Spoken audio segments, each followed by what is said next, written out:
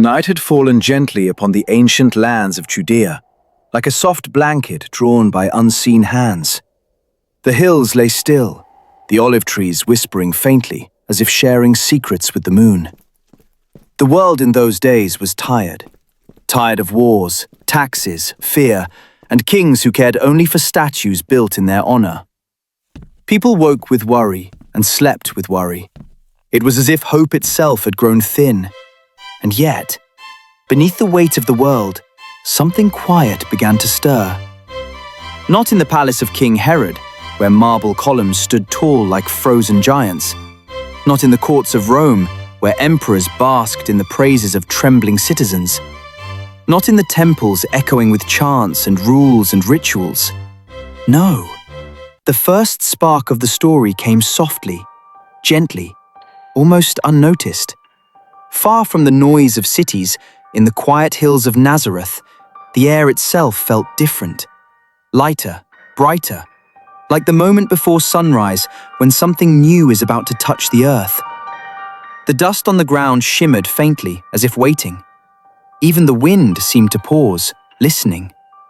The land was waiting for something, or someone. Children ran through the narrow streets, their laughter fighting against the heaviness of life. Merchants rolled out bundles of cloth, mothers kneaded bread, shepherds led their sheep through rocky paths. Life continued as it always had, but beneath it all was a hum, a whisper, a heartbeat. Not everyone could hear it.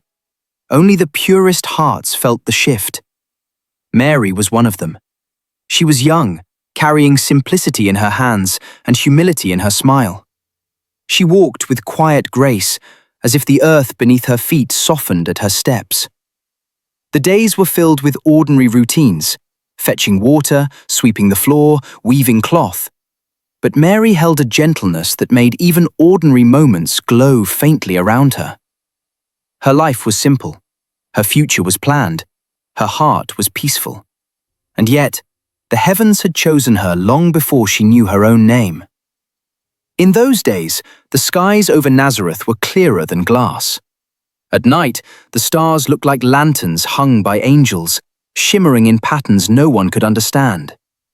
Sometimes, shepherds lying on the grass whispered that the stars were moving, sliding gently into new shapes, forming messages they couldn't read. Some said the stars were talking. Some said they were warning. Most said nothing at all. But heaven had already begun its descent. High above the world, past clouds and constellations, past the rivers of stardust and the edges of time itself, a moment was unfolding. The realm of angels, glowing in eternal daylight, stirred with excitement. And from within that golden expanse stepped Gabriel, whose presence was like dawn breaking over the ocean.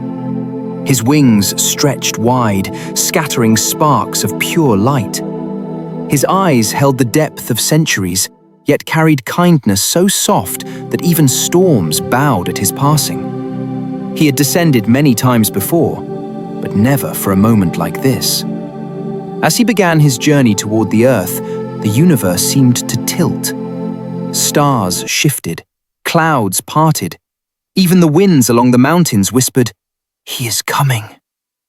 For centuries, people had prayed, "Send us a Messiah! Send us a Savior!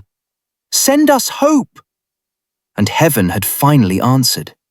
But the answer would not arrive with armies or thunder or kings. It would arrive quietly, through a young woman unaware of what destiny had placed upon her shoulders. Mary stood in her small home, pressing freshly kneaded dough into soft shapes. The sunlight fell gently across her hands. Everything in the room was ordinary. Wooden tools, clay pots, woven baskets. But in a single breath, the atmosphere shifted. The air thickened like honey. The light brightened without a source. The room grew still, unnaturally still. Mary lifted her head, and then the world exhaled. A soft glow filled the corner of the room, blooming like a silent sunrise. It was not fire. It was not sunlight. It was something older, something purer. something that belonged to the first day of creation. And from within that radiance stepped Gabriel, tall, majestic, yet gentle as a whisper. His presence bent the very air around him. Mary's breath caught, her hands trembled, her heart stilled. Though no words are spoken in our version of the story, the scene itself spoke volumes. Gabriel moved not like a man, but like light flowing into shape. He looked upon Mary with the softness of the heavens themselves. In silence, the message passed between them. She would bear a child, a holy child, a child whose arrival would split history in two. Mary's eyes glistened, not with fear, but awe. The kind of awe that comes when destiny brushes against the soul. Gabriel's glow dimmed softly, like the final echo of a bell fading into distance. And as the angel ascended back into the unseen realms, the world felt changed. Though nothing seemed different to others, Mary felt the new heartbeat within her, a silent promise glowing. Like a tiny ember. It was the beginning of a story that would cross centuries, a story wrapped in humility, a story born in silence, yet destined to echo across the earth. Outside, a breeze swept through Nazareth, carrying the scent of olive leaves and new beginnings. The wind curled around Mary's home, as if embracing her gently. Far away, a star pulsed brighter than before, and the heavens whispered.